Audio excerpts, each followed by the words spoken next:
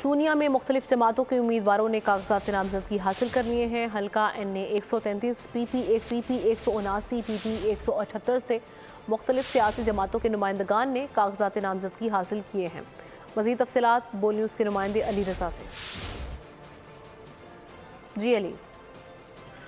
जी बिल्कुल, NA हल्का 133 के जो कागजात नामजदगी है वो मुस्लिम लीग नून के रहनुमा राना मोहम्मद इसाक खान ने हासिल कर ली हैं और इनके जो मद्दे मुकाबिल हैं PTI के उम्मीदवार अजीमुद्दीन लखवी, उन्होंने भी कागजात नामजदगी हासिल असिस्टेंट कमिश्नर ऑफिस से कर लिए हैं। इसके अलावा मैं आपको मजीद ये बताता चलूँ कि PP 179 और PP 178 के जो कागजात नामजदगी हैं उनमें से मुस्लिम लीग नून के PP 179 में। ठीक है, शुक्रिया आपका अली रजा।